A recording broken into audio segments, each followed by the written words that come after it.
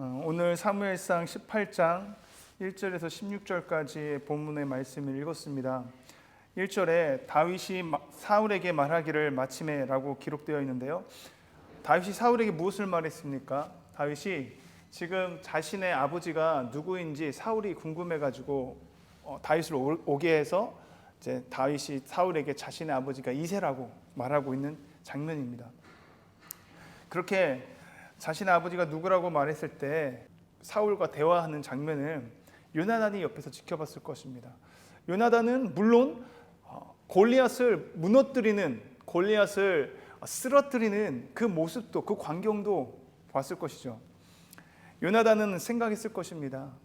내가 약 10년 전이겠죠. 10년 전에는 내가 저렇게 만군의 여호와 이름을 가지고 거룩한 의분을 가지고 블레셋 사람, 저 할례 받지 못한 자들을 향하여서 구원은 하나님에게 있다. 하나님께서 함께 하시면 우리가 승리하신다.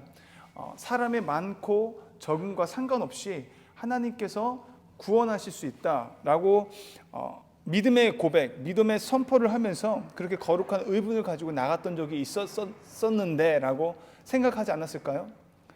다윗이 또 그랬잖아요. 다윗이 17장 47절에 이렇게 외치면서 거룩한 의분을 가지고 믿음의 고백을 하며 나아갔습니다. 사무엘상 17장 47절에 또 여호와의 구원하심이 칼과 창에 있지 아니함을 이 무리에게 알게 하리라. 전쟁은 여호와께 속한 것인즉 그가 너희를 우리 손에 넘기시리라. 아멘. 칼과 창에 있지 않다. 뭐가요? 여호와의 구원하심이. 전쟁은 누구에게 속한 것이라고요? 하나님께 속한 것이다 라고 지금 믿음의 고백 선포를 하면서 거룩한 의분을 가지고 하나님의 군대를, 이스라엘 군대를 모욕하며 하나님을, 왕 대신 하나님을 모욕하며 나가는 그 블레셋 장군을 향해, 골리앗을 향해 전진하여서 쓰러뜨리게 되는 것을 볼 수 있었죠. 요나단은 그 모습을 보면서, 그리고 자신의 눈앞에 있는 다윗을 보면서 자신의 마음이 다윗의 마음과 하나가 되었다고 표현을 합니다.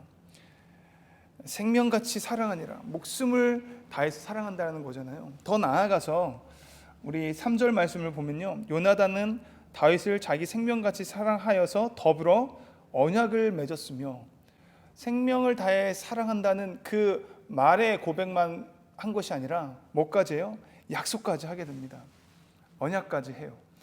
더불어서 언약을 맺는데요, 고대 근동에는 언약을 맺는다는 의미가 어떤 뜻을 가지고 있냐면요, 강대국이 속국을 이제 취했을 때에 언약을 맺는 것을 뜻하는데, 그 언약을 맺을 때에 짐승을 반으로 쪼개서 그 사이를 지나가게 됩니다. 그러면 어떤 것을 뜻하냐면요, 속국은 이 짐승이 갈라진 것처럼 만약에 강대국의 약속을 지키지 않으면 너희들이 이렇게 짐승이 반으로 갈라졌던 것처럼 잔인하게 비참하게 죽음을 맞이하게 될 것이다 라고 하는, 그래서 속국이 강대국에 대해 충성을 약속하게 하는, 맹세하게 하는 일을 할 때에 했던 것이죠. 이 말은 요나단이 지금 마음을 다해서 하나가 되기를 원하고 생명같이 사랑하여서 말뿐만 아니라 더불어 언약을 맺기를 원하는 거예요. 목숨을 다해 충성하겠다라는 것을 약속하고 있는 거죠. 더 나아가서 놀랍습니다. 요나단은 자신의 겉옷을 벗어서 다윗에게 주었어요. 겉옷은 무엇입니까? 자신의 신분을 상징하는데, 그는 왕족입니다. 아버지가 왕이죠. 이스라엘의 초대 왕인데 왕복을 지금 벗어서 다윗에게 왕의 옷을 준 거예요. 뿐만 아니라 자기의 군복과 칼과 활과 띠도 그리하였더라. 자신이 갖고 있는 모든 것, 생명을 포함해서 어떤 왕의 권위와 자신이 갖고 있는 모든 재물이라든지 가장 소중한 것도 다 누구에게 주는 거예요? 다윗에게 주는 것입니다. 지금 요나단은 다윗이 하나님의 마음에 맞는 사람, 즉 하나님이 세우신 왕이라는 것 사실을 단번에 알았던 거죠. 그래서 그 왕에게 충성을 다해서 목숨을 다해 충성을 다한다라고 지금 그렇게 고백하는 것을 볼 수가 있습니다. 지금 사울 왕도 그렇게 다윗을 사랑하고 아꼈지만 그것은 요나단이 사랑하고 아끼는 것과는 너무나 큰 차이가 있는 것이죠. 자신에게 득이 되고 자신에게 도움이 되고 자신에게 어떤 유익이 되기 때문에 지금 다윗을 사랑하는 모습이 사울의 모습이라는 것입니다. 사울이 그를 군대의 장으로 삼았어요. 모든 군대를 지휘 준도할 수 있는 권세를 줬습니다. 그리고 온 백성이 그것에 대해서 다윗이 군대의 장이 된 것에 대해서 모두가 반대한 사람이 없었어요. 오늘 말씀을 보니까요, 5절 하반절에 온 백성이 합당히 여겼다고 말하고 있습니다. 사울의 신하들도 합당히 여겼더라. 그런데요, 지금 이 골리앗을 물리치고 다시 이스라엘 그 진영으로 갔을 때에 그 이스라엘 진영 안에서는 어떤 노래가 들려지고 있었냐면요, 여인들이 이스라엘 모든 성읍에서 나와서 노래하며 춤추며 소고와 경쇠를 가지고 왕 사울을 환영하는데, 여인들이 떠놀며 노래하며 이르되 사울이 죽인 자는 천천이고 다윗은 만만이로다. 사울이 이 말을 듣고서요, 뭐라고 기록되어 있냐면요, 8절에 굉장히 불쾌하여서 심히 노하여 이르되 다윗에게는 만만을 돌리고 내게는 천천만 돌리니 그가 더 얻을 것이 나라 말고 무엇이냐 하고 그날 후로 사울이 다윗을 주목하였더라. 다윗을 죽이려고 틈을 엿봤습니다. 주목하였어요. 왜요? 불쾌하고 분노가 일어났습니다. 많은 사람들이 자기를 칭송해야 되고 자기가 더 인기를 누려야 되는데 그 인기와 그 칭송을 누구에게 뺏기게 된 거예요? 다윗에게 뺏겼다라고 생각했습니다. 요나단처럼 하나님이 세우신 왕이 다윗이라는 것을 알고 했다면 사울이 과연 이렇게 시기 내고 질투 내며 불쾌하고 분노가 일어났을까요? 사울은 다윗이 자신의 왕권을 빼앗아 갈까봐 지금 다윗을 죽이려고 합니다. 자신에게 유익이 되고 도움이 되었을 때는 그 사람을 아끼는 것 같고 사랑하는 것 같지만 자신의 그 왕권을 침범할 것 같다라는 그런 위기 의식을 느끼니까 자신이 왕의 자리를 빼앗기지 않기 위해서 이제는 다윗을 죽이려고 주목하고 있는 것을 볼 수 있습니다.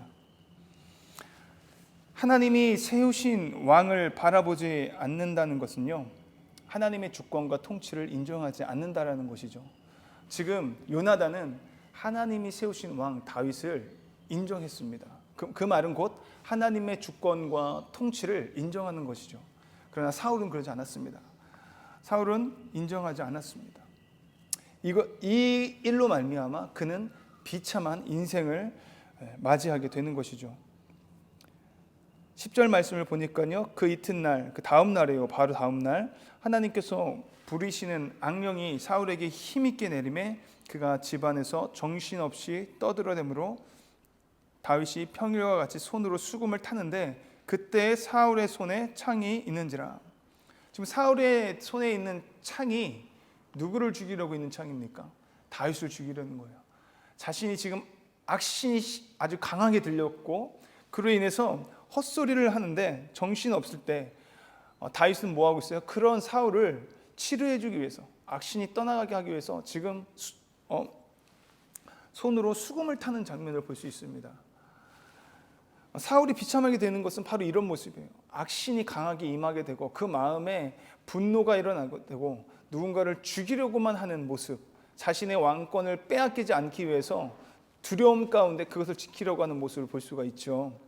하나님을 떠난 자, 하나님과 함께하지 않는 자의 특징은 바로 이런 것입니다. 내가 잘 되기 위해서 남을 죽이려고 하는 자, 누군가를 비판하고 정죄하는 그런 사람이라는 거죠. 사울이 붙들고 있는 것은 창이었고요, 다윗이 붙들고 있던 것은 수금이었습니다. 다윗은 사람을 살리는 사람이었어요.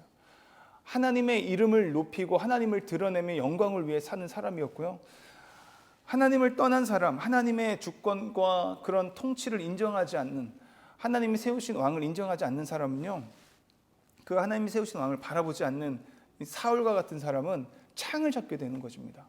누군가를 비난하고 정죄하고 판단하고 주의로 들고. 저와 여러분은 사람을 살리는 자가 되기를 축복합니다. 영혼을 구원하는 자가 되기를 축복합니다. 하나님을 가까이 하지 않고 하나님을 떠나고 하나님과 함께하지 않는 인생은요, 결국은 누군가를 죽이려고 할 것입니다. 그 공동체를 무너뜨리고 그 공동체를 파괴하는 자가 되고 만다라는 거죠. 저와 여러분은 하나님과 함께함으로 그 하나님을 우리가 인정하고 하나님과 더불어 함께 동행하는 인생으로 살아갈 때에 어디를 가든지 무엇을 하든지 하나님께 영광을 올려드리고 그로 인해서 영향력 있는 삶을 살게 될 줄 믿습니다. 12절 말씀에 여호와께서 사울을 떠나 다윗과 함께 계심으로 사울이 그를 두려워한지라. 사울이 지금 다윗을 보고 두려워하고 있어요. 왜요? 하나님을 떠났기 때문에 하나님과 함께하는 다윗을 보고 두려워하는 것입니다. 하나님과 함께하는 사람, 하나님의 사람은요, 정말로 숨길 수 없는 빛이 그에게서 비춰지는 것을 볼 수 있습니다. 다윗을 처음 만났을 때 뭐라고 표현해요? 다윗이 다윗을 만났을 때에 다윗에게서 빛이 있다라고 하잖아요. 그가 하나님과 함께 했었기 때문에 그에게는 어디를 가든 누구를 만나든 그 빛을 볼 수 있었던 것입니다. 다윗이 특별하고 의롭고 거룩해서가 아니라 그와 함께 하시는 하나님으로 말미암아 그 빛이 드러나게 된 것이죠.